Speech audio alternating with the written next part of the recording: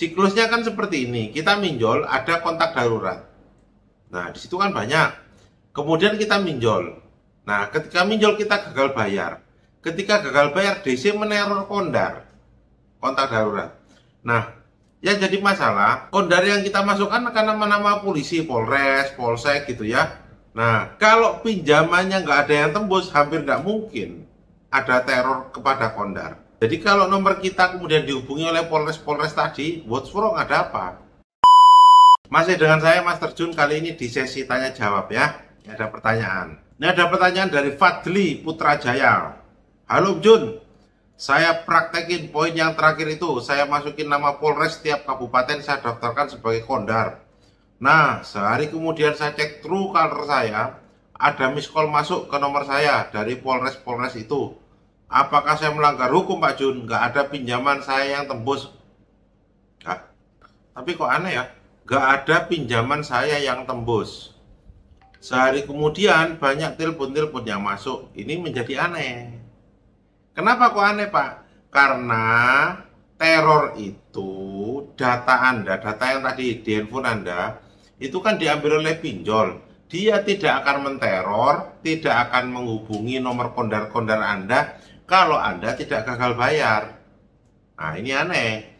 Karena apa? Ini menjadi aneh. Siklusnya kan seperti ini. Kita minjol, ada kontak darurat. Nah, di situ kan banyak. Kemudian kita minjol. Nah, ketika minjol kita gagal bayar. Ketika gagal bayar, DC meneror kondar, kontak darurat.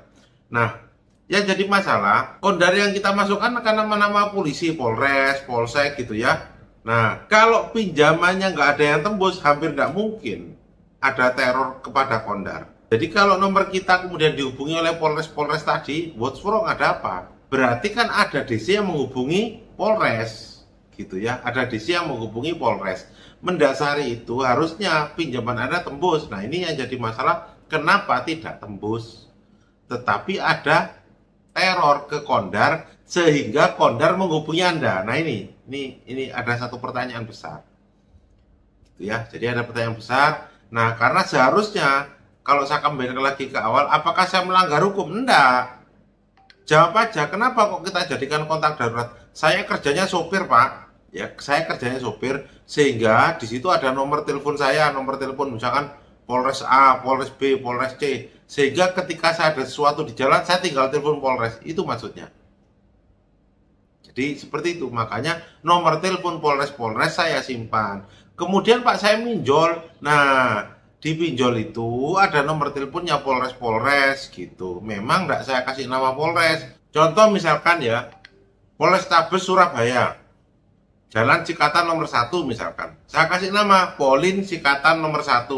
Nah, gitu loh. Nah, ternyata mereka diteror. Harusnya enggak bisa. Jadi sampaikan seperti itu aja. Sampaikan seperti itu kalau ada polisi yang mengklarifikasi kepada Anda. Tapi intinya kok menurut saya hampir tidak mungkin ya. Karena pinjol nggak tembus, kenapa kondar diteror? Nah, itu loh ya. Jadi kalau pertanyaannya apakah itu melanggar hukum? Enggak ada hukum yang dilanggar. Kita bebas nyimpen nomor teleponnya siapapun atas nama orang lain. Boleh, bebas. Contoh nomor teleponnya A, kita kasih nama B, boleh, bebas. Itu handphone kita kok, nggak diatur di situ ya. Jadi itu masalahnya. Terima kasih.